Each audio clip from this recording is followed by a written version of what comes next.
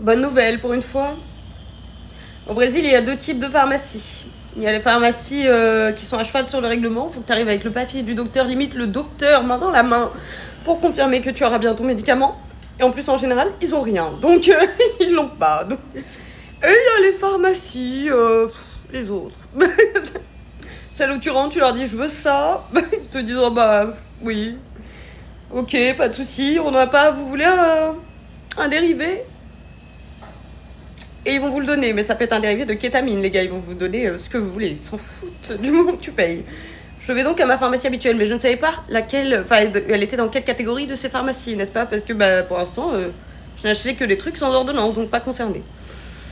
Sauf les antibiotiques, mais j'avais une ordonnance, donc une fois de plus, voilà. Mais là, j'arrive, et je savais que j'avais pas exactement le médicament que je voulais. Donc je suis là en mode. Je leur donne l'ordonnance et encore je leur montre sur le téléphone parce que la flemme de la faire imprimer ça coûte je crois 10 centimes, je n'avais pas envie. Voilà, la dame regarde vite fait, elle me dit oui bon ça on a, je lui dis vous auriez pas aussi le médicament que je veux vraiment? Elle me dit oh bah attends je vais regarder, ah non on n'a pas mais on a ces deux dérivés si tu veux et ensemble ça fait le même produit. Je suis là en mode mais vas-y.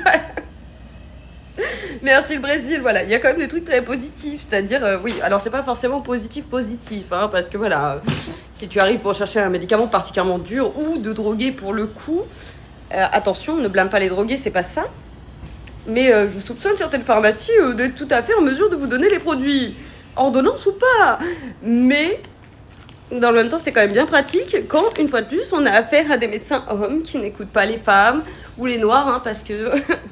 Apparemment, c'est la même chose. Bah, surtout les femmes noires, au final. Donc voilà, tout va bien. J'ai tous mes médicaments en ordre. Et en plus, j'ai une pharmacie à côté de chez moi qui fait ce qu'on lui dit. Donc c'est super.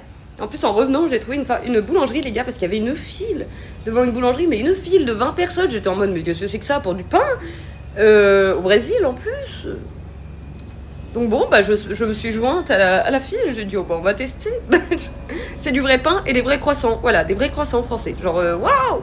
Et non pas des brioches ou des croissants remplis comme ils font ici au Brésil. Ouais, ils mettent du jambon dans les croissants, voilà.